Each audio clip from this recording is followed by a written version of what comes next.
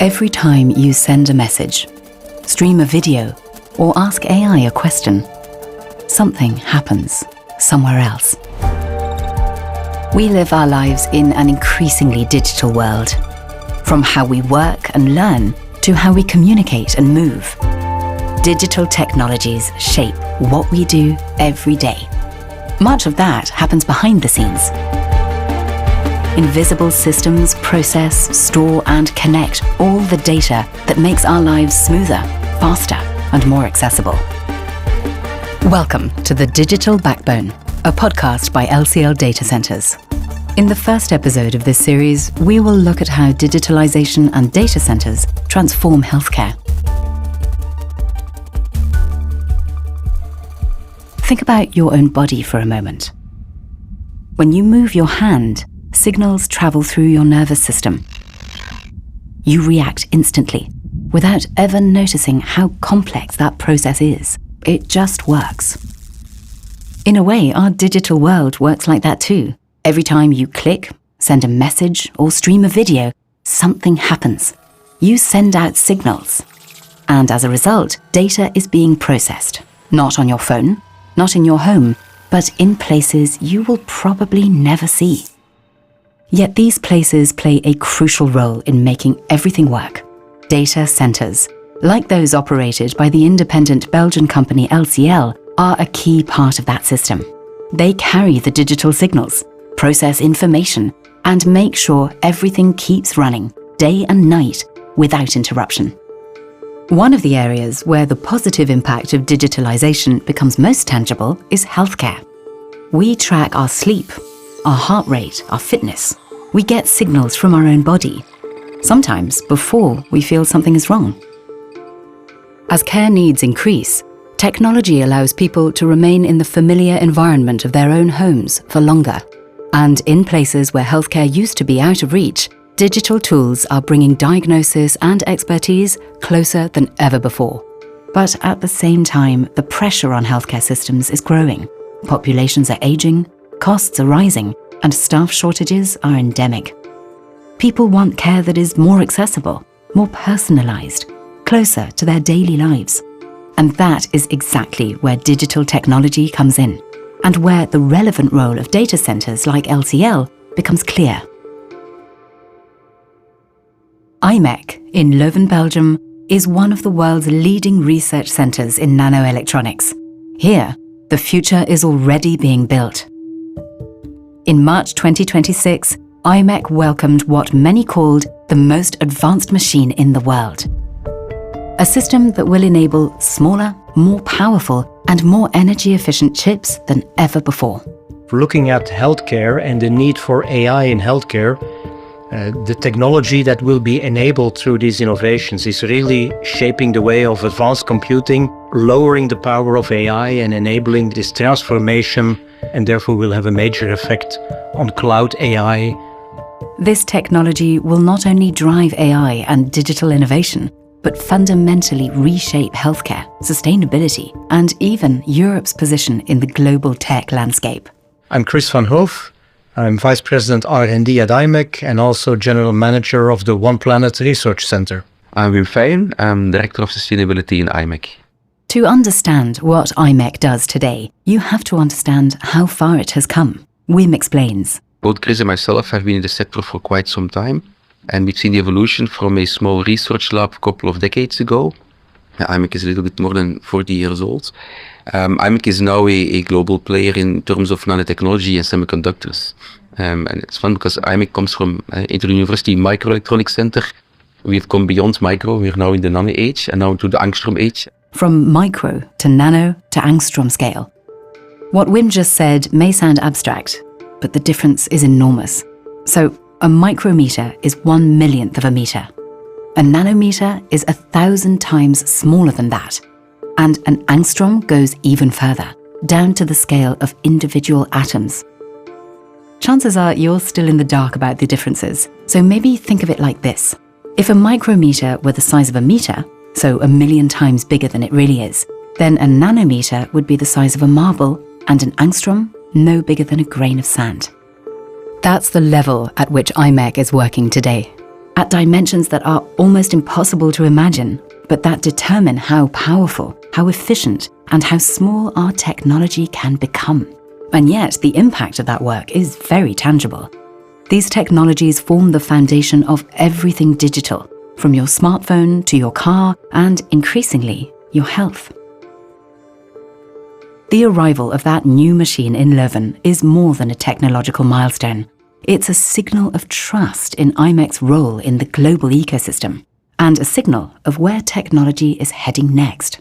Because what is being developed here goes far beyond faster chips. It's about a new generation of computing, more powerful, but also far more energy efficient. That combination is crucial.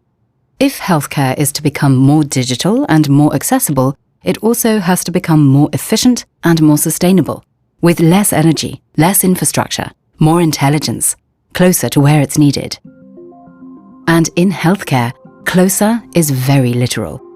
It means technology that operates near or even on or in the human body. We'll come back to that in a minute.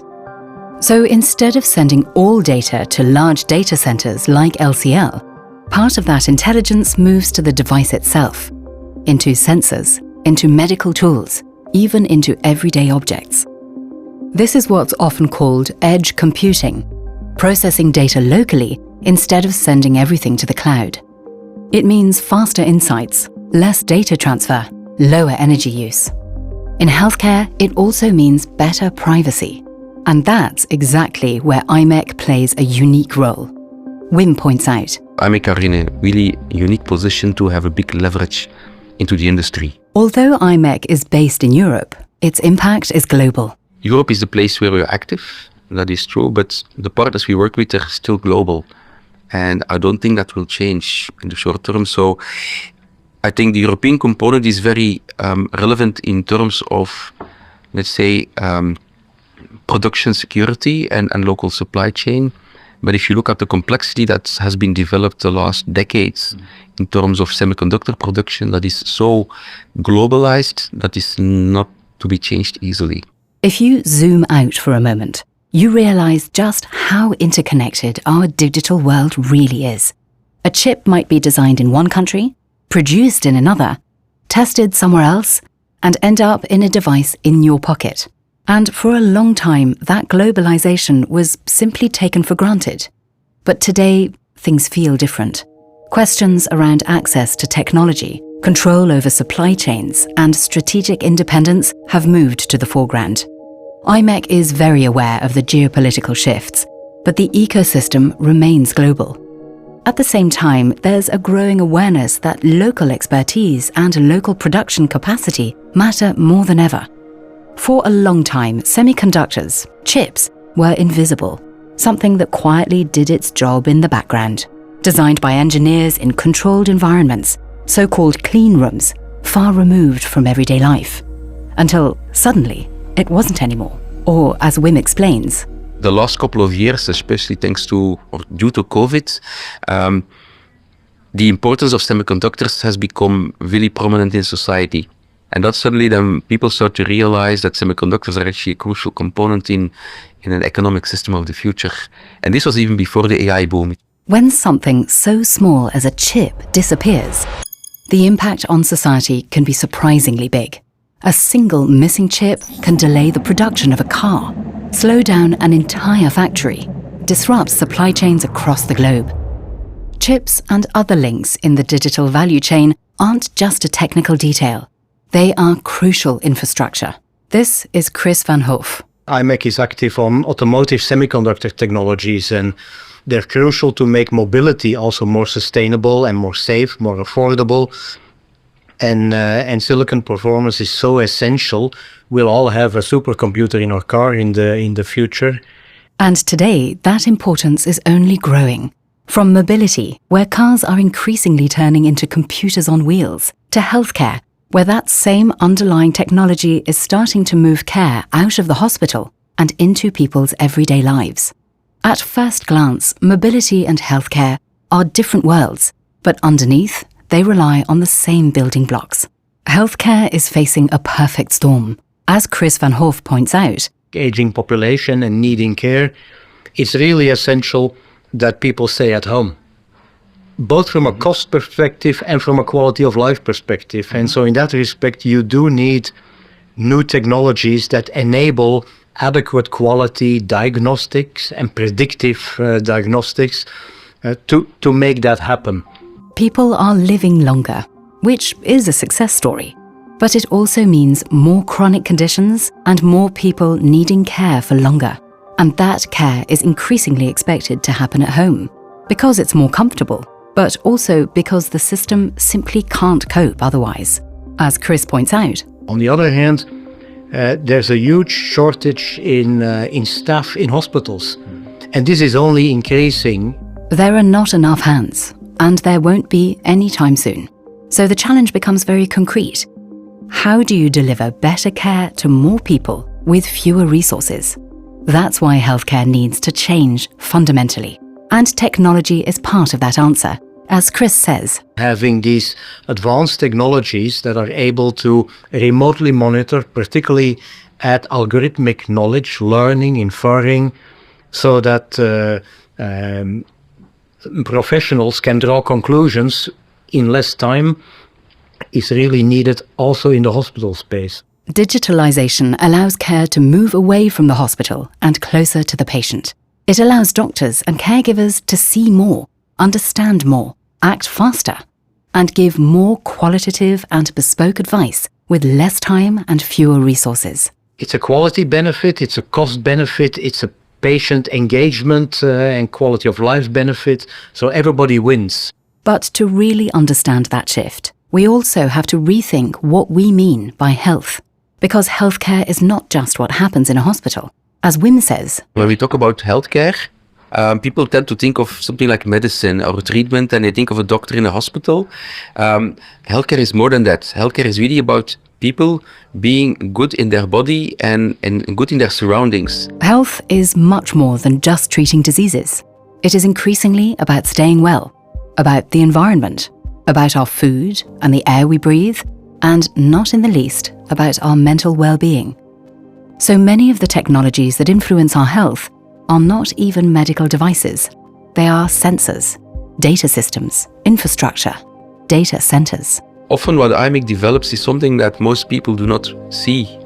But if you look at globally the innovation in different sectors that have all some link to healthcare, being healthy food, mental well-being, a healthy environment. I'm thinking of things like PFAS, for instance, contamination in the soil.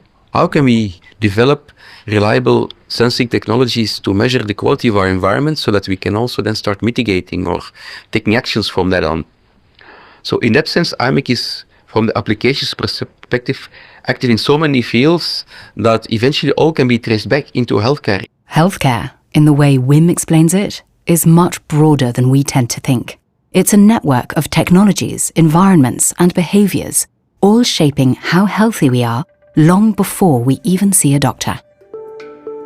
Now, let's talk about one of the most radical shifts in the digitalisation of healthcare.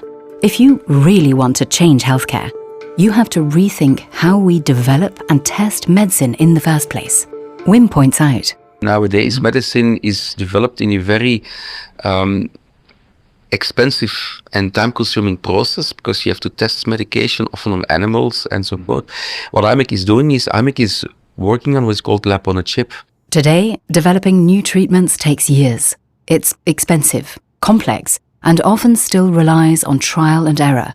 But what if you could simulate how a drug behaves without testing it on a human body? We are on a pathway to reduce, or even maybe at some point in the future, eliminate animal testing in that sense. And also then it allows maybe to bring medicines faster to the market. That's what lab-on-chip technologies are all about. Miniaturized systems that mimic how organs function, allowing researchers to test, learn, and iterate faster and more precisely. And beyond that, there is also what Chris calls a digital twin, a digital version of a patient. There's a worldwide push to make that possible also in the healthcare field, because indeed people are not guinea pigs, and treatment can be fine-tuned, can be adapted over time, because we change over time. We don't stay the same. Our bodies change and our conditions evolve. So medicine in the future will have to adapt along with us. Not one-size-fits-all pills or treatments, but tailored healthcare. Some of these innovations are already becoming surprisingly tangible. This is Wim Fyen again. A good example is the smart pill that has been developed. A pill you swallow and that then travels through your body, measuring what's happening along the way, sending data in real time. These are ways where you can really start to reinvent medicine or bring amounts of data to the doctors to allow treatments that were not feasible in the past. For doctors, this means something entirely new. They no longer have to rely on snapshots, but have continuous insight to guide your behavior and support prevention, helping you stay healthy. Chris van Hoof explains. The ingestible, we've created it over a period of 6 years, and then can be a companion device in terms of nutrition advice, supplement advice. So as Wim was saying, it's healthcare in a very broad impact, that it even affects and can give nutrition advice in order to benefit you and to keep you healthy, as well as a diagnostic tool when you need it.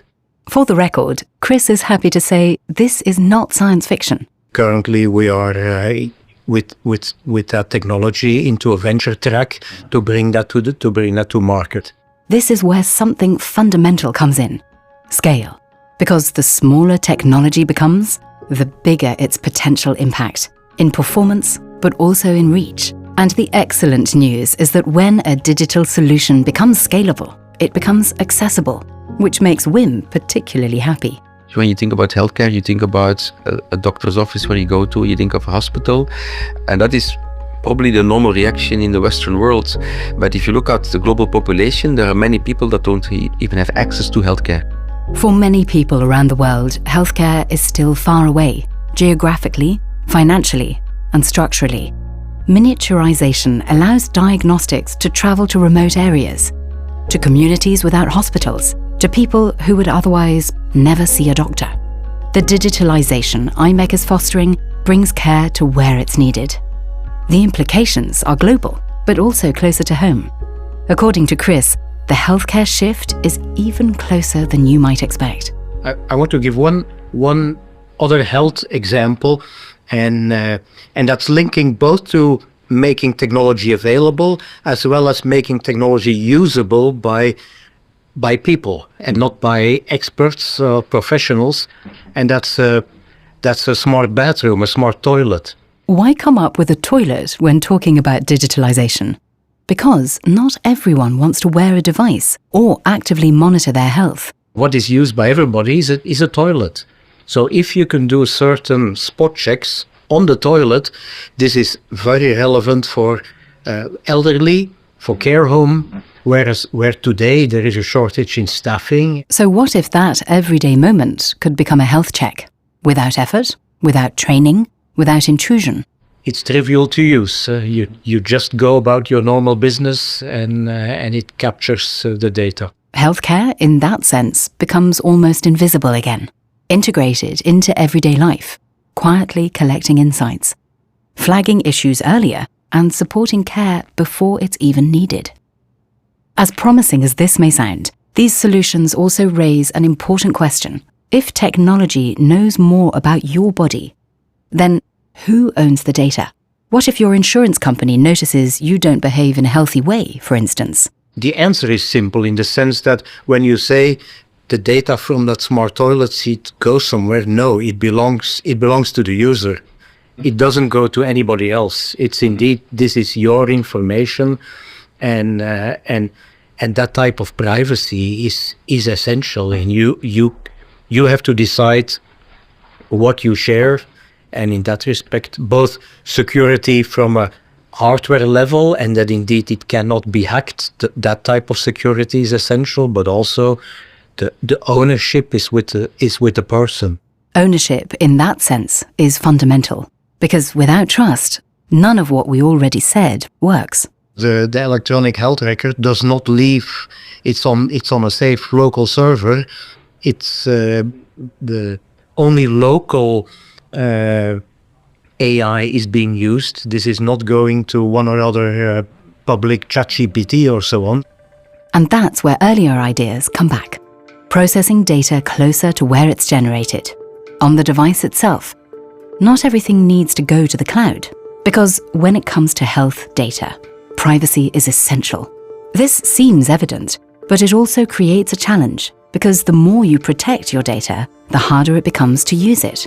For research, for innovation, for improving treatments at scale. If every dataset stays locked away, research and progress can slow down. So there is a real tension here between protecting people's data and unlocking its value. Luckily, new approaches are emerging that try to reconcile both. And the way to solve that